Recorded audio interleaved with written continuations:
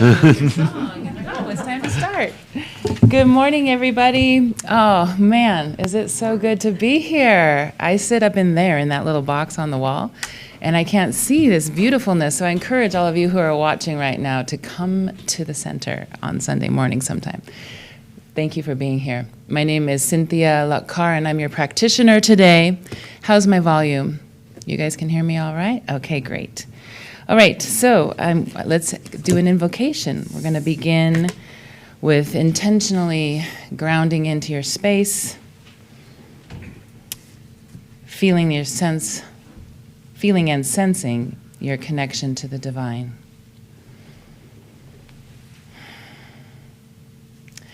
Gathering here in this sacred space, I recognize the powerful presence of God, the creative force that is the source of all that is. I know that God is right here in perfect form as this crisp, beautiful day, as the inspiring music and messages, and individualizing as each and every one of us. It is from this grace-filled place that I give thanks for Reverends John and Jill and our practitioner team, for our talented musicians, for our past and present leadership council members, our children's program teachers, our live stream technicians, and all those who keep our center vital and strong. I'm grateful to be here and for this opportunity as I bless our time together. With deep gratitude, together we say, and so it is. So it's always fun to be practitioner of the day because then I start being spiritual. All of a sudden I go, oh, I have to start thinking about this stuff. And how silly is that? I spent years becoming a practitioner and I forget to use my tools. And as I was reflecting and thinking over the past 10 days or so, two themes came forward. One being my own building sort of snarkiness and doldrums, basically.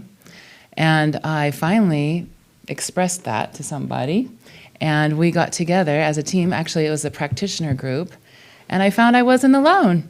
Hey, go figure, right? When we are strong, we know that, but it's important to reach out. And when I found out that there are tools that we can use to get out of the doldrums. The second is I've been working with a new set of clients, a new type of client. I'm a health coach. And these are clients who are experiencing dementia and Alzheimer's. And it's new to them, and it's new to their families. And what all of my clients over the many years have in common is anxiety and stress. Anybody know what that is? And guess what? The same tools work. And so I invite you to relax into this reading. I'm going to read from, so the anxiety gets in the way. What I know is that the anxiety is blockers. The fear is a blocker, and it will block what is the cure. And so what I know is that there's a cure for all poison, there's a solution to all problems, and there's a resolution to all conflict. We just have to find it. And so in order to keep those blockers at bay, we have to relax, and we have to manage our stress. And for me, the best way is with my spiritual tools. So I'm going to read to you from 365, Science of Mind, a year of daily wisdom from Ernest Holmes, who is our founder. And those of you who have read a lot of him know that it's written from back in the day. And so it's using old language of father and things like that. So use your own little twist to get it to current language. And also remember that he uses capitals, like when we talk about self, sometimes it's myself, and sometimes it's the capital S self that we all have inside. So remember that as I read this to us. And this is a time of contemplation, so if you'd like to just settle back in and close your eyes and listen, here we go. I release every tension of mind and body. Release, and ye shall be released. Luke 6:37. Today I release all thoughts of fear from my mind. Today I lay down the burden of carrying the load of responsibility of life for myself and or for others. Today I relax all sense of strain. I remember that Emerson said, "The universe remains at heart unhurt." That Jesus said, "Let not your heart be troubled." I know that I live under the government of good, and I am guided by Spirit. Therefore, I lay all trouble aside, seeking to look through it, beyond it, above it, to detach it from the realm of reality, to separate it from any consciousness that belongs to me or to anyone else, regardless of what any problem of the moment seems to be. I align myself with the power of goodness and of right action. I abide in perfection and complete faith in God as my ever-present good. I take up no arms to fight the negative. I turn from all fear, turn joyfully and resolutely to faith, realizing that light is immune to darkness, that the night has no power over the day, that dawn dissipates the shadows of midnight. I turn my attention to the light eternal, without struggle, realizing that that light shining through the dark places of my consciousness will dissipate them, and that I will walk in the light in which there is no darkness. Not only will I walk in this light, I will radiate it.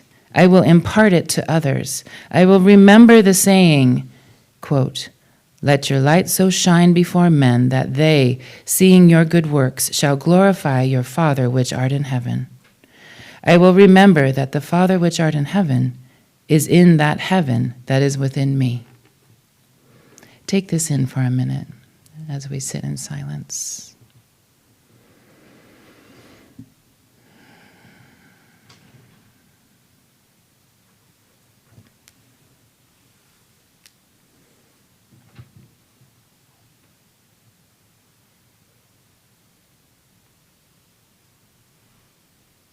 And so it is. Thank you. I think we have Bert and... Do you want to do the affirmation? Oh, I do. There was something else. You are so good. Thank you, RL. I think I do, if it's up here somewhere.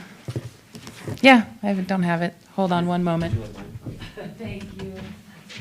Yes, please. Look at your order of service. I was doing so good. Look at your order of service, please, and right in the middle, not in the middle, the first piece of red up here is what we're going to say together. And those of you at home, we have I forgot to welcome you. Thank you for being here with us today. You have a link to this on the live stream page. So, together. I see the greater view of life with great clarity, insight, and understanding. And so it is. Thank you. Thanks, Earl.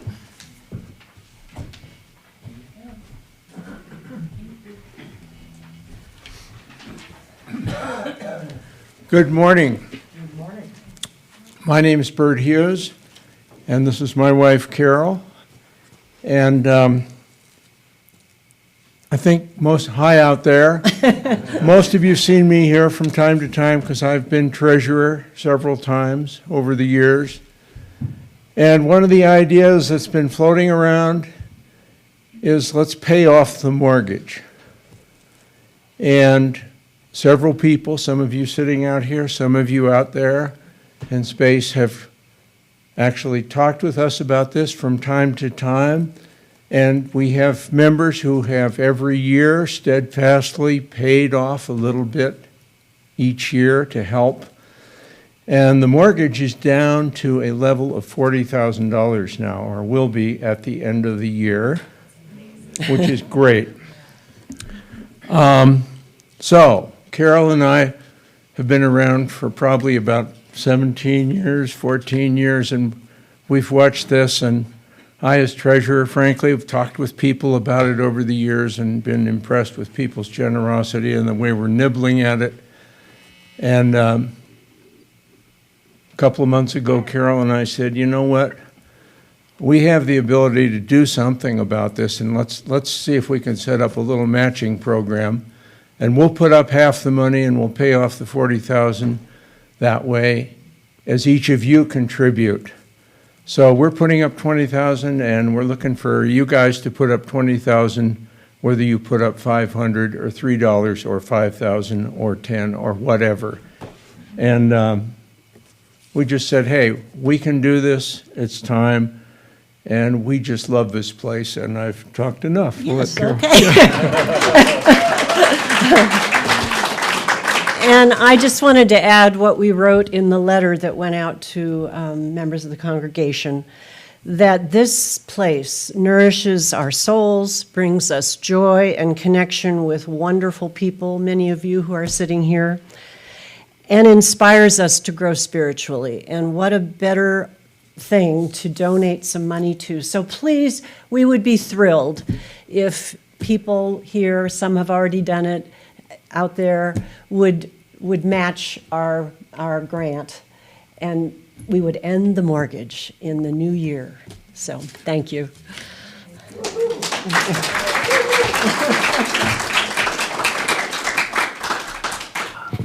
Morning, John. Good morning. Good morning, everybody. Good morning, everybody at home. Like I call the pajama brigade at home. I think they know something we don't. Like fresh coffee right on command. First of all, thank you both, Carol and Bert, for your generosity. I think it's amazing. But it's amazing for even more ways than you might guess at first. And there's a couple amazing things I would like to talk about today to really show where we are, I think, as a community in this thing we call the world, an interesting time in history, which I've certainly talked a lot about the last couple years. And of course, as I said, we seem to be in this Twilight Zone episode that just won't end. But there is a reason for it, and it's leading to us a place that we didn't possibly think that we are going. So our monthly theme, if you look at your little thing here, breathe in the view. And as I said last week, it's a mountain scene that we're all comfortable with and at home with. We all know what it's like, well, most of us, to take a hike or the gondola, if you're so inclined, and take in this magnificence of a view. But the metaphor is to look at the view of our lives and the view of our experiences, and to look at where we have been, where we are, and where we yet to go, are going as well. And I think that's part of the lesson of this time in history. We're asking ourselves, where are we? Where are we going? And of course, where have we been? And where we have been in all of our lives is an important aspect. It has defined where we are today. It helps us define who we are. But the trick here is to be informed by the past, but not limited by the past. And we can all get sucked into the past. Again, our pasts are where we have been. It's where we have learned our lessons. It's helped form our belief of who we are, and some of those beliefs are affirming and true, and some of them aren't. And so before we can move forward, we have to look behind a little bit. And we're to do that as a center as well. Because as we look at our past, we can go to two extremes. One, we can look at them as either the good old days or the bad old days. And they're both limiting to certain degrees. So let's look at the good old days. We get this sepia-toned vision of what our lives were like at a certain point, or how it was if you grew up in a loving, wonderful family. You idealize that, and you want to have that again in some ways. Or any other thing. In the life of our center, about 20 years ago when we started, we bought this building. It's easy to say, oh, the good old days. Can we recapture that as we move forward? But of course, as wonderful as the good old days were, sometimes they weren't all that good. We fill in the blanks a little bit. We forget that there was actually some really heart-wrenching challenges at the same time. And at the opposite end are, of course, the bad old days, where we had, of course, disappointments and maybe even trauma to a certain degree that it can serve as a blockage to move forward. We say, well, life just didn't work out. We might have come up with some negative ideas of ourselves or worthiness or lovability from those experiences, that whenever we have a view of what can be, we suddenly get stopped by that, oh, but it didn't work out. I wasn't able to make it happen before, so we can, in a sense, be limited by, of course, the bad old days. Now, for most of us, we're somewhere in between. There are some good and not so good and things that may be labeled as bad, and we all have formed what we think is possible for us by what came before. So our growth as human beings and in our level of spirituality is to break through from that. So certainly has been a subject for me for Light of the Mountains, our spiritual community, at least the last couple of years, because it just, even before the pandemic hit, just my intuitive nature was saying, you know what, something's happening. Something's changing. And I couldn't quite put my finger on it. And of course, if you ever have any of those intuitive hits, you're like, what is that? What does that mean? And we might even jump to conclusions and delusions of what that might mean. And it wasn't just, quote unquote, the pandemic. It was, for me, for us individuals, as Light in the Mountains and as a world, to be thrown in this period of time where we just had to be with ourselves and to reevaluate. I've talked about reevaluation a lot. And these last 2 years, honestly, haven't been about a pandemic. They've been about reevaluating where we are, who we are, what goals do we want, how do we want to show up in life, how do we want to spend our time. So many people now are saying, what was I thinking? I never wanted to do that, so I'm not going to do it anymore. And before, of course, from our past, it was, well, you can't do that. What will you do? What will people say? But there's enough people saying that they're saying, yeah, we don't want to do that either. It's like, whoa, did you ever have a thing, you had a heartfelt thing you wanted to have with a friend or a family member? It's like, oh, I have to reveal the secret truth of, I just can't do this anymore. And they just kind of when you told them, went, I don't want to do it either.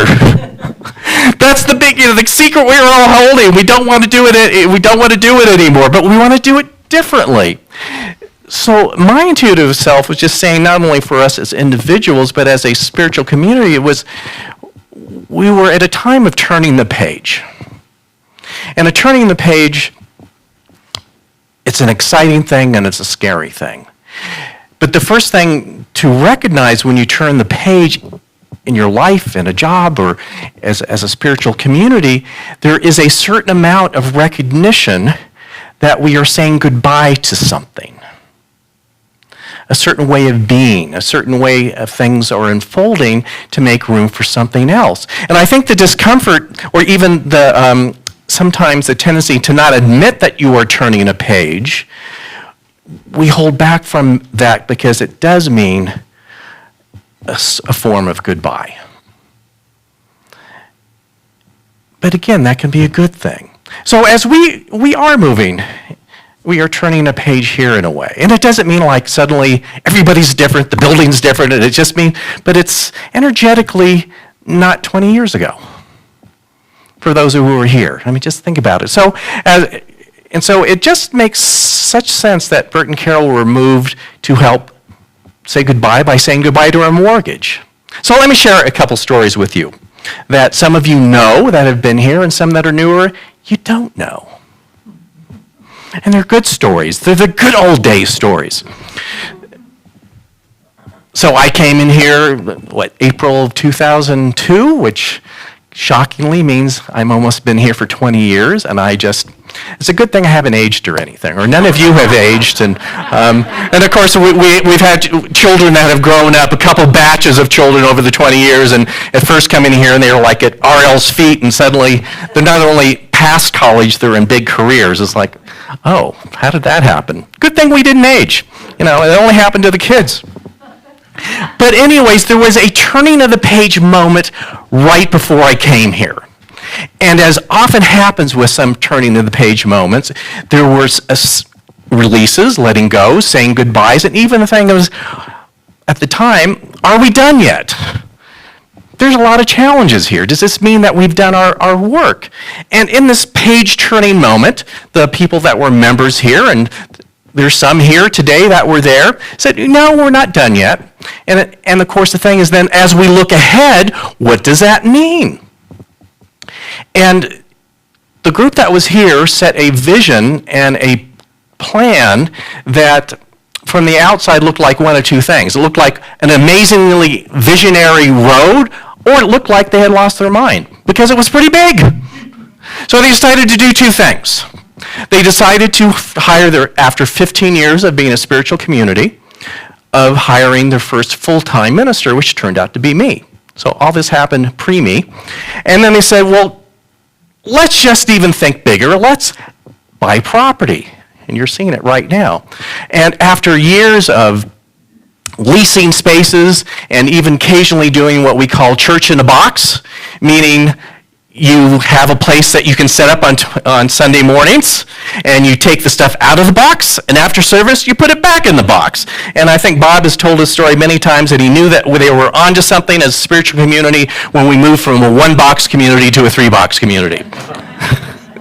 The storage room is so full now with 3 huge boxes. But it wasn't about buildings per se. It was about casting a larger vision and idea of who we were. It was giving us a spot by which we could do amazing work within ourselves and the greater community. It's never about the structure. It's about what is the idea and the intention behind that. So I kind of came in here on that rush, that amazing new energy that had gone through all the difficult moments and turned a page and said, this is where we're going.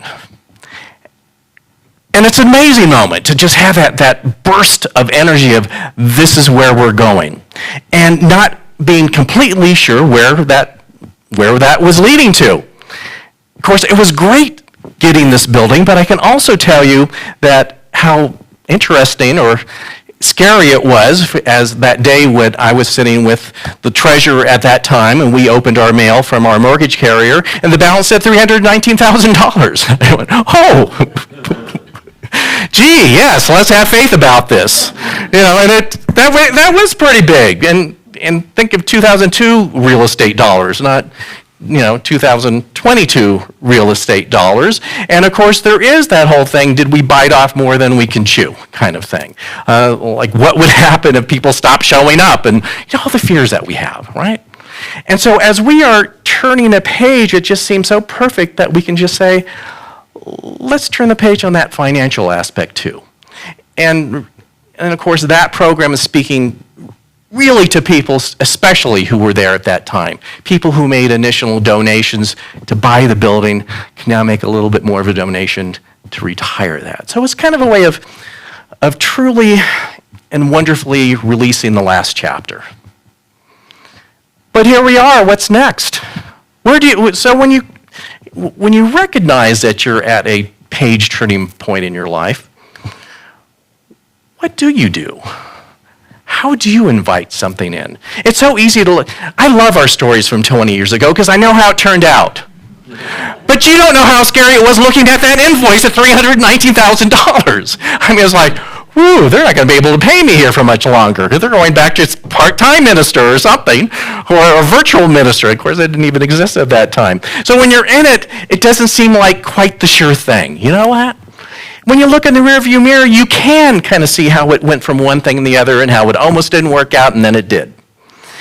And so you have to take that same level of commitment and faith and understanding in where you are now, as we all are looking forward to a world that seems to not always make sense as we are going through these big issues in the world right now. So as we look forward, so what do we do? And I'm not saying get an itinerary of physical things to do. In fact, as human beings, we like to do that to make ourselves busy. If I just stay busy, I won't have to think about what's really troubling and important right now. So the thing is, though, is that we do our work in consciousness first, and then we allow the physical things to unfold. And that takes a little patience sometimes. I mean, we're chomping at the bit. I want to get things done. Let's get this world healed. Let's get going here. But this turning the page thing takes some introspection. So in the Science of Mind philosophy, we teach something that we call co-creation. Must be good because it sounds like a good word, doesn't it? Co-creation. So what does that mean? And how is that different from maybe how many of us were raised to think about creating things in our life? So I was raised to think, I was raised in a traditional Christian home, is that you basically filled out your invoice to some big guy up in the sky, and if you were good enough, it would come true. It would be delivered at your front doorstep some magical way. But there was really flaws in that plan because it seemed like most of my invoices weren't addressed. Some of them were, but the ones I really seemed to want, it was like, no, not coming yet. So co-creation is a little bit differently. It's not depending on an outside force to do things for you. It's realizing that there is an inside connection to the divine, to God, to the universe, however verbiage you use, that this connection that you recognize that you work with. And there's the difference. You're not farming it out. You're working with this divine presence within you to create the next steps of your life. And I have found that the most effective way is to not get tripped up on, let's say, the delivery system or what is delivered. So as human beings, we have a tendency to want to micromanage how things show up in our life. I want to micromanage how our spousal units show up. I want to micromanage how my neighbors show up. I want to micromanage my work situation. And in our minds, as humans, we think answered prayer is people doing what we want them to do. I've really tried that a lot, and it just doesn't seem to work. If you had more luck, let me know. So when you finally figure out that that doesn't work, the way that co-creation works is that you get really clear on the essence of what it is that you are going in partnership with the divine about. And usually an indication that you are working on a spiritual level, it's less about the details and it's less about changing others, and it's actually all about changing how you show up in the vessel you are in the world. In fact, one of my favorite quotes from Marianne Williamson, and I can't remember which book, she said, "A big point in the change in one's spiritual growth is when your prayers change from God please change the world to God please change me. From God please change the world to God please change me." And again, from an inner connection as opposed to something out there. And so as you are contemplating this in this time of great change, rather than saying, this is the menu of how things should look, this is how I want my relatives to show up in the holidays this year since we're getting together, being more concerned with how you are going to show up. What presents do I bring into this mix this year, even though all this stuff that's just going on that just drives us nuts? So how do I show up? And in this question of how I show up is, how can I be a vessel for healing in my life, my family, my community, and the world? That it's an open-ended question. Again, as humans, we like to say, oh no, this is what I want to be. To say, okay, you decide. In other words, my connection to the universe. How can I best be poised to be of service? And so as we are all in discernment right now on so many different levels, the way that we are going to heal past where we are in the world right now is to be on that level. You have to up-level the conversation. We have to get out of the conversations we're having to a higher level of consciousness, where not to say that those issues aren't necessarily not important, it just means that they are not the deciding factor anymore. That I think there is such a gift in this pandemic. Shocking, isn't it? To make us open our eyes, see what has really been lurking in there that we need to get rid of, and now having the opportunity to do so. And if you've been involved in metaphysical teachings before, we have this idea of oneness and connection with all, and the great opportunity to see oneness and connection with those who drive you absolutely nuts. You know, it's so interesting. So who's not said this? My life would be so perfect, or our lives here would be so perfect if this group of people just left. Isn't it? So think of whatever your opinion is around different things, you know, masks, vaccinations, all that. We're not going to get into that subject. Hasn't your solution been to put everyone else that doesn't think like you on a boat going to somewhere far away? Whereas my first minister in this movement in North Hollywood, Mark Vieira, this is my favorite line of all. Pray for their highest and furthest good. Get it? Highest and furthest good. You know, the first time he said that when I was a new person, I thought, oh, that sounds spiritual. Then there was a delay. It's like, oh. Don't we often pray for the highest and furthest good of people that we don't agree with? But that's like shipping out the lesson. Because they are here to teach you, and you are here to teach them. That highest and furthest good is a great fantasy. In fact, it's one of my favorite fantasies. The trapdoor fantasy is my other one. So like, oh, I don't agree with you. Boop, bye. You know? Let's tell the truth here. But the further gift of this is to not get into too technical pandemic verbiage, but apparently we're going from a pandemic to an endemic, which means at some level this virus is always going to be here and we're going to have to figure out how to cope with it. These people that you always disagree with are always going to be here and you're going to have to figure a way to cope with it. Funny how that works out. There might be intelligence in this universe to mess with us a little bit. Isn't it interesting how that works out? That we are going to get through this time, it's not of shipping it out or we're just going to get rid of it. It means that we have to, again, elevate the conversation to something different. That we address all that, but yet do it differently. So how are we doing that as a spiritual community? So just several weeks ago, a few of us came together as we embark on a new year. We come together for a guided process that we call visioning, in a sense asking as a group, what is Spirit's highest idea for us right now? Where are we going? And I talked about this a few months ago, but we're going to revisit it a little bit. And it was so interesting. We had a group of people, many of which that thought about everything differently. A group of people that, truth be told, were praying for everyone's highest and furthest good. Came out with something amazing. A couple things. The need for service. The need for service as a group. And I don't mean church service, I mean doing service in the community.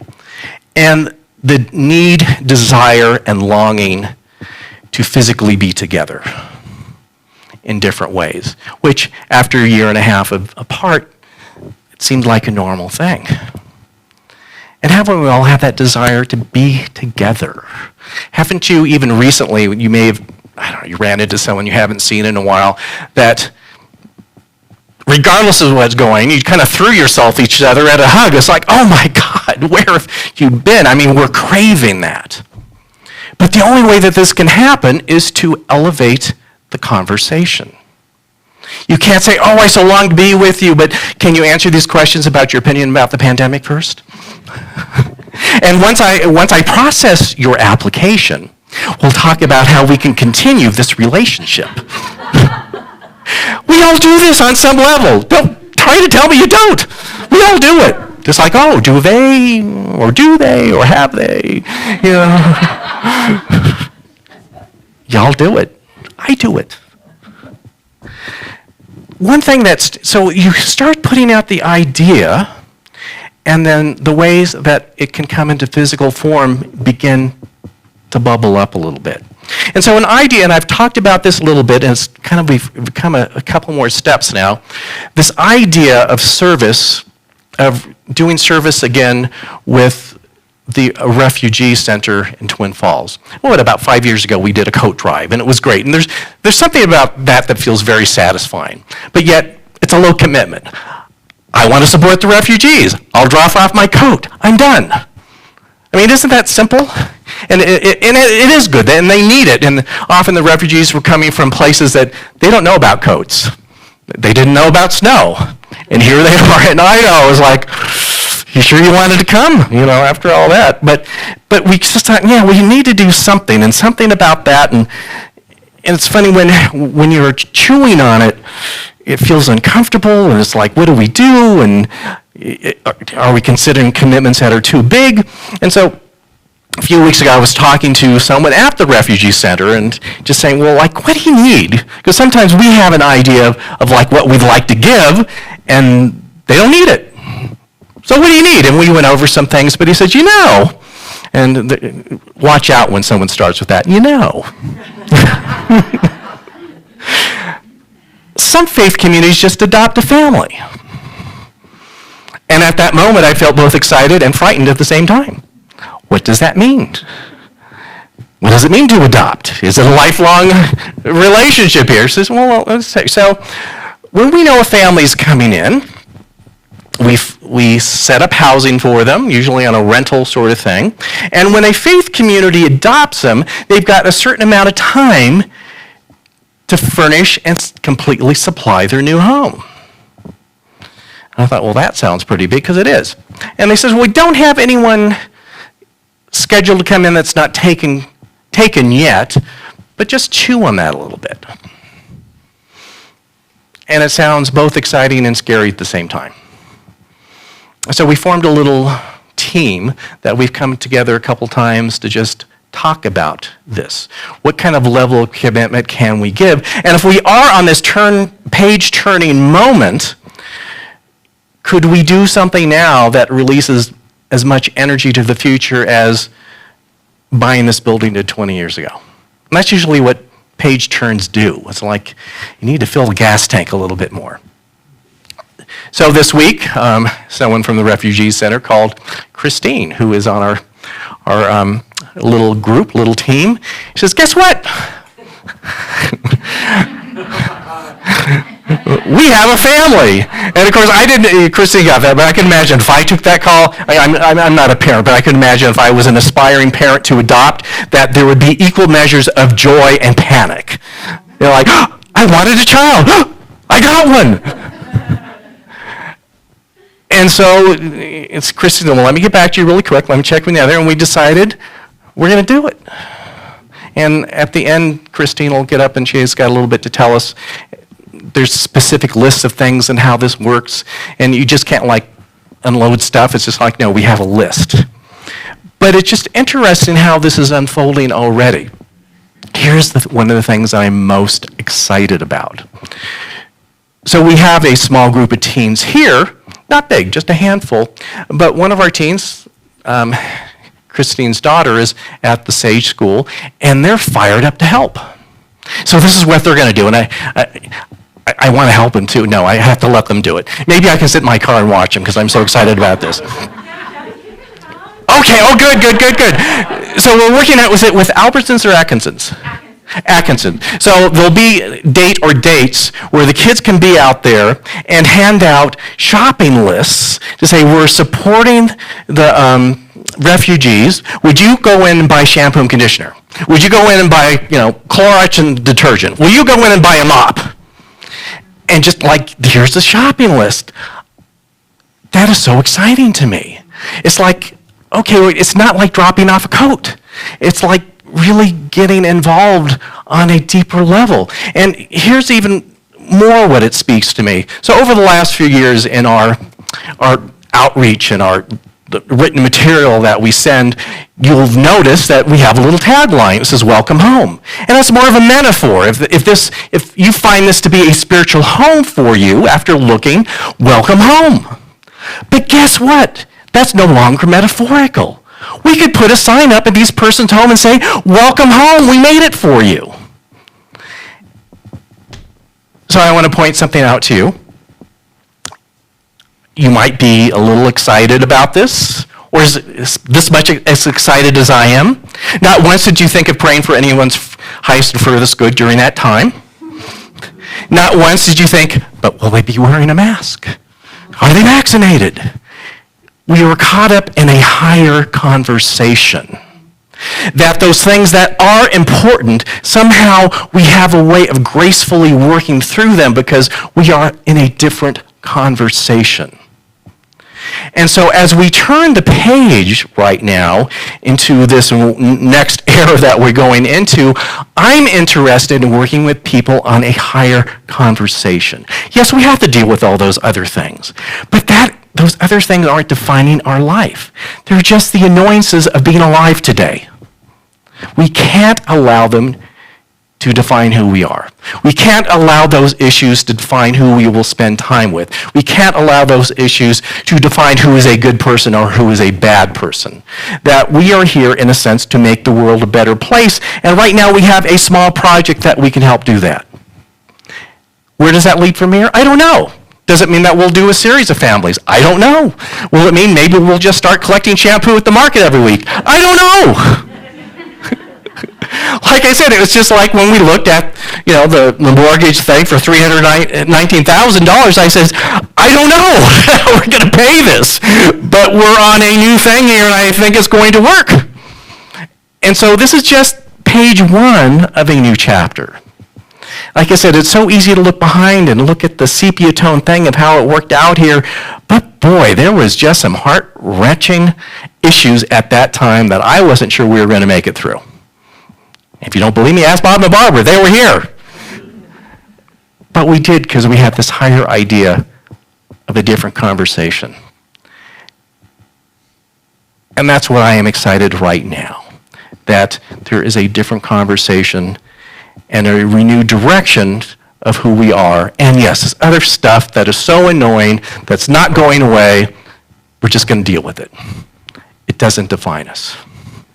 So I just want to close today with a quote from the movie Interstellar. Has anyone seen Interstellar? Anyways, it's a space science fiction-y, let's go to the moon kind of stuff. So this is kind of a metaphor, but where we are. We've always defined ourselves by the ability to overcome the impossible. And we count these moments. These moments when we dare to aim higher, to break barriers, to reach for the stars, to make the unknown known. We count these as our proudest achievements. But we lost all that. Or perhaps we just forgotten that we're still pioneers. But actually, we barely just begun. And that our greatest accomplishments cannot be behind us because our destiny lies above us. Don't let the last year and a half define who we are. We're something better. Let's just take this within. Let us just be fully present where we are. Let us take a view of the past and be informed by that past, but let us not define us. The good, bad, or the indifferent. We take its blessings and we release the difficulties that it also brought along the way. And we are firmly planted right where we are. As we are planted right where we are, we see a bright and amazing future, even though we can't even begin to see what those details are. But we have the faith from our past experience to know that amazing things lie ahead. And yet we are present right where we are. We elevate the conversation. We allow ourselves to be in a higher consciousness of what is possible. And we no longer allow ourselves to be drugged down by some of the old conversations that have gotten in the way the last couple of years. It's time to let them go. It's time to say goodbye. It's time to work with those issues at a higher level of consciousness.